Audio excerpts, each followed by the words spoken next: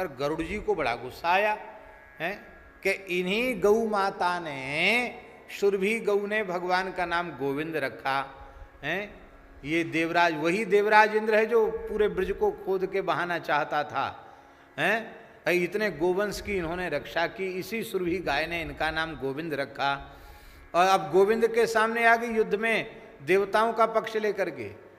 तो अब गाय को प्रताड़ित करना तो ठीक नहीं है, थोड़ा गाय को यहाँ से हटाना चाहिए। तो थोड़ा सा गाय को प्रहार किया गरुड़ जी ने, तो उससे कुछ गाय कुछ घायल हुई और उसके कुछ रक्त के बिंदु इस धरती पर गिरे, उससे तमाकू उत्पन्न हो गई। इसलिए तमाकू वो अति निषिद्ध मानी गई है। तंबाकू खाना गोमांस भक्षण के समान है, गाय का रक्त पीने के समान है। इसलिए हिंदू कभी तमाकू छूते नहीं थे, स्पर्श नहीं करते थे। इस देश में मुगलों का शासन आया तो मुसलमानों ने हिंदुओं को धर्म भ्रष्ट करने के लिए तंबाकू की खेती आरंभ की, और आज भी देश में अधिक संख्या में मुसलमान ही तंबाकू की खेती करते हैं। और जहाँ तंबाकू की पत्ती सुखाई जाती है उसी में डोलडाल भी करे आते हैं, लघुशंका भी उसी में करे आते हैं। हाँ, अब आपकी हमारी बात सुन के आपको हंसी आ रही, हंसो चाहे भली, लेकिन सही बात है। हम सर्वथा सत्य बोल रहे हैं। एक लड़के को मैंने ये बात कही कि वो तमाकू जहाँ सुखाते वहीं लंबी सूखती है, कहाँ जाए वहीं मलमूत्र भी कर देते हैं वो। अरे बोले ऐसे थोड़ी होता, मलमूत्र कर देते हैं। तो मेरे ही सामने एक हाथी छाप आता है, एक बांस के कागज की इतना बड़ा पैकेट, हाथी छाप तमाकू। तो उस हाथी छाप तमाकू का पैकेट उसने थोड़ा फाड़ा, फाड़ कर उसमें से निकाला। तो तमाकू वाले लोग उसमें से कुछ कूड़ा कचड़ा अलग निकालते हैं। वो भगवान को हमारी बातें ही सत्य करनी होगी, क्यों मुंह में 32 दांत है ना, 32 दांत वाले की बात प्रायः सच्ची निकलती है। तो इतना सा कुछ उसमें सूखा सूखा सा टुकड़ा जैसा था। मैंने कहा ये क्या है? तो अलग उसको डालकर थोड़ा जल उस पर छोड़ा गया तो मनुष्य का मल निकला।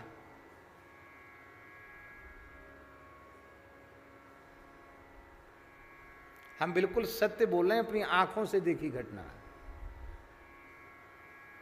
सूखी विष्ठा निकली वो।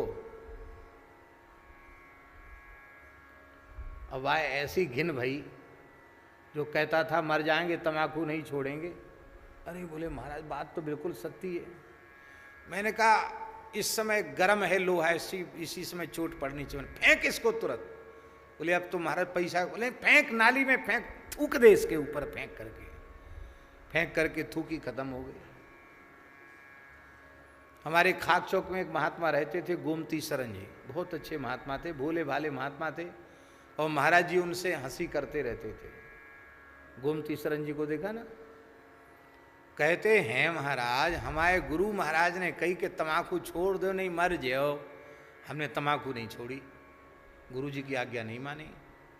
डॉक्टर ने कही मर जाओ, पर हमने तम्बाकू नहीं छोड़ी। और हमने कोई बात ऐसी उनसे कह दी कि उनको इतना मन में घृणा हुई। बोले पर डॉक्टर ने कही, गुरु ने कही तम्बाकू नहीं छोड़ी, आप कह रहे हैं अब मन कर रहा हो हमारा जोड़वे को, तो खाकचौक की बात है। पर बोले कि ये जितना हम चूना ले आए हैं और तम्बाकू जो है हम जो लाए हैं पैसा में खरीद के, ये ख़त्म हो जाएगी और फिर हम दोबारा नहीं खरीदेंगे। मैंने कहा देखो डबुलिया में चूना तुमने भिजा रखा है, फिर कहोगे भी चूना बाकी है, तो फिर तम्बाकू लो, फिर तम्बाकू फिर चूना, कोई न कुछ बनी रहेगी, तब क्या करें। मैंने कहा चूना और तम्बाकू सामने भक्तमाल के सामने नाली है, इसी में पटक दो और खखार करके थोड़ा थूक दो, बस चले आओ।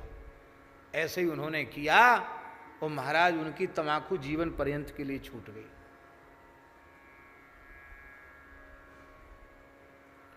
तंबाकू नहीं खानी चाहिए।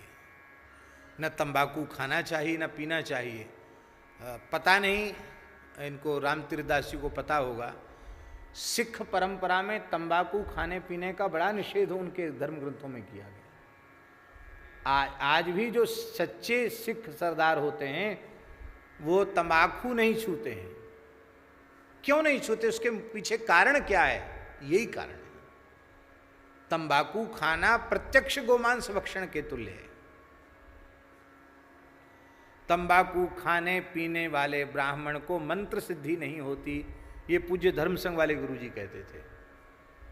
मंत्र सिद्धि भी होगी तो चली जाएगी, मंत्र सिद्धि नहीं होगी उसको।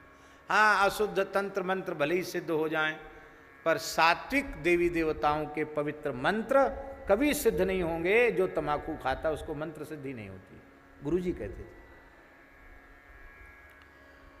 तो ये बात तो चलो आ गई। और भी कहते हैं कि गाय के कान से भी कुछ मल गिरा, उससे बैगन उत्पन्न हो गया, इसलिए बैगन भी भोग लगना निषिद्ध है। गोपुच्छ से गोभी हो गया, इसलिए फूल वाला गोभी भी खाना निषिद्ध है। गोभी बैगन ये सब भगवान को भोग नहीं लगते, अब सब खाए चले जा रहे हैं।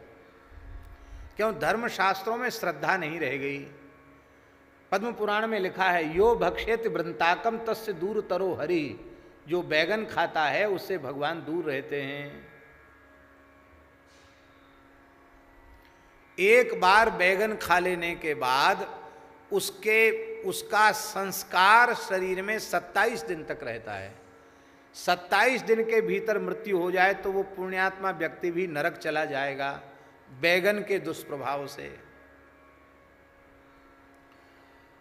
पर उसमें भी थोड़ा सा भेद लोग खोज लेते हैं। शास्त्रों में 2 तरह के वचन मिलते हैं कि वृंताका का निषेध जहाँ है वह श्वेत वृंताक का निषेध है। सफ़ेद बैगन नहीं खाना चाहिए।